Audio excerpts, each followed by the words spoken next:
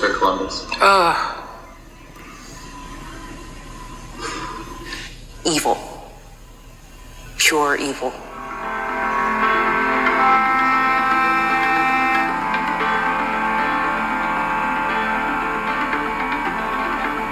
Invader. He got lost coming here, and he's the one that named us Indians because he thought he was in India. So he's not a good figure to the native community. Confused? I don't think we should have a holiday for it. Pain, claiming North America as like land that could be claimed and could be taken. It's the start of a lot of pain. Christopher Columbus.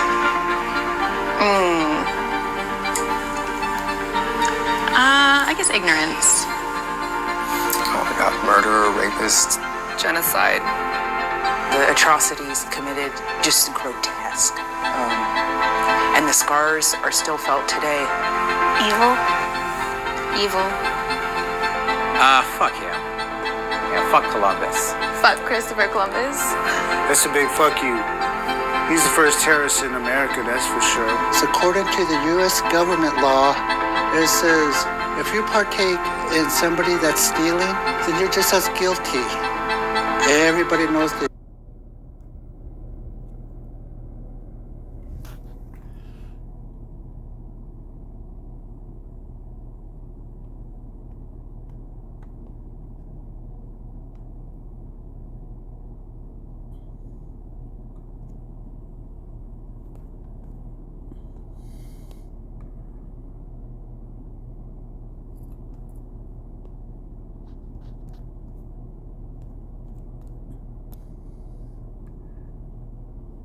In America, that's for sure. So according to the U.S. government law, it says if you partake in somebody that's stealing, then you're just as guilty. Everybody knows the United States was stolen. So therefore, all those that are Aboriginal that knows about the genocide, the rape, the murder, the theft, the putting on the reservations on a rock that they couldn't survive on, they're going to have to face judgment. Murderer, rapist. It always was weird to me to have that day off in celebration of somebody. Like, we don't have a day for Hitler, but it's, it's the same thing. Like there's so many other people that Italian Americans or Italians can hold up as their heroes besides Columbus. Wrong. Fake. Fake. What do they teach you about Christopher Columbus in school? They teach us that Christopher Columbus discovered America. What should they teach? That Christopher Columbus didn't discover anything and instead got lost.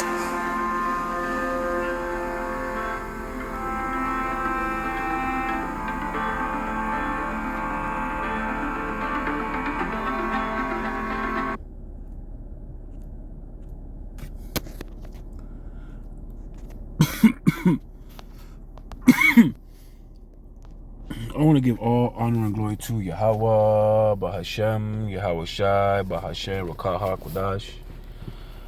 Double honors to the elders and apostles of GMS who I learned from. Shalom to the hopeful elect, preaching His word in truth and sincerity. To you ribs, to you sisters out there learning in silence and staying in order. Right. As we read, as we saw, the indigenous people speaking on one word, what they thought about Christopher Columbus, right? And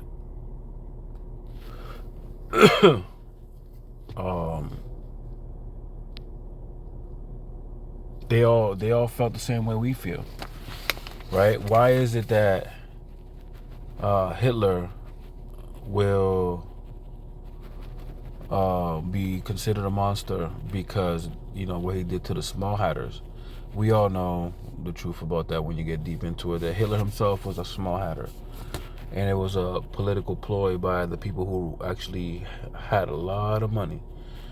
That whole move with the H word that he did the H cost, can't say the word,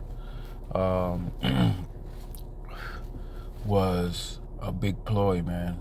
And that's why you see the difference between Christopher Columbus and Hitler.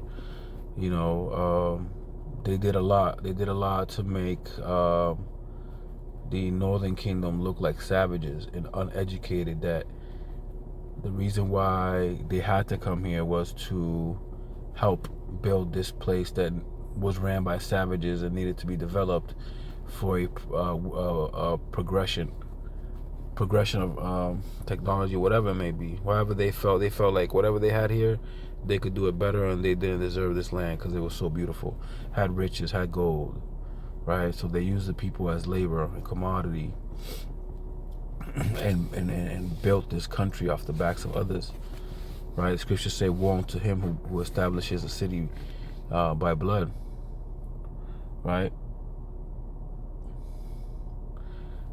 Man, the atrocities of Esau, man. I mean, if he was to get charged today, man, his court would last till the end of time. You know, when a criminal gets his discovery is with the motions that tell you what the detectives found as evidence, and motions that go forth. And those packages are the size of a textbook for one case, right? And sometimes, if you have multiple cases for one individual, you would have multiple books. Now, Esau, because he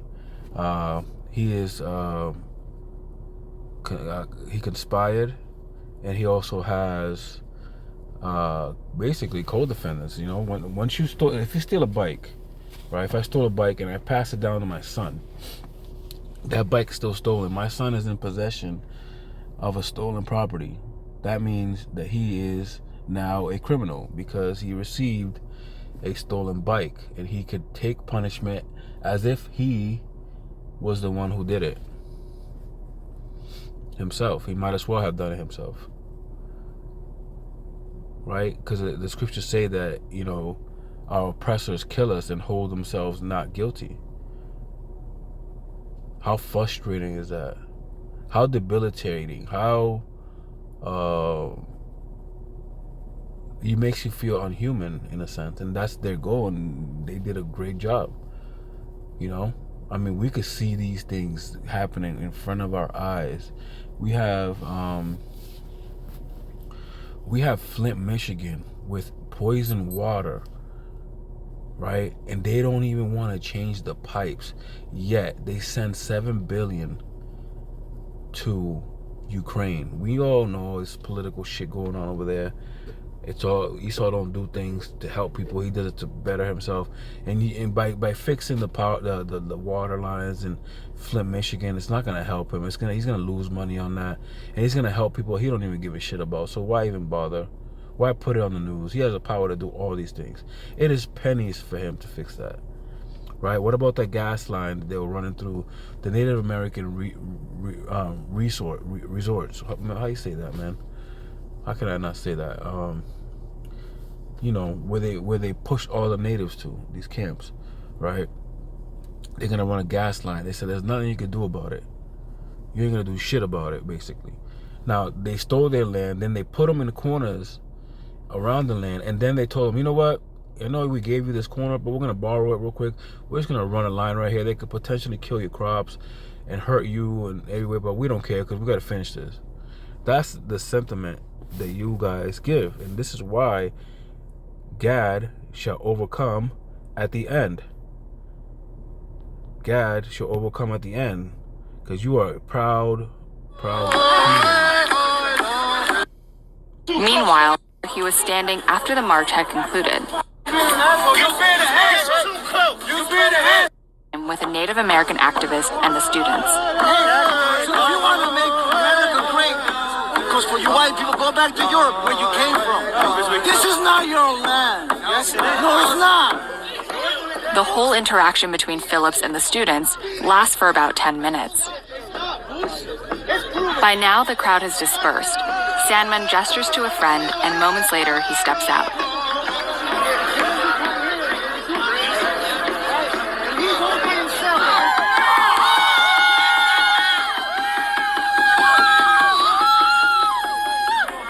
Phillips tries to talk to the crowd. Relatives! Yes. Hey guys, let's make America great. Let's do that. Let's do it.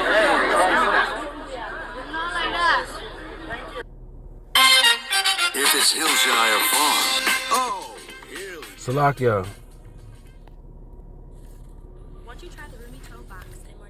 Salakia for the commercial.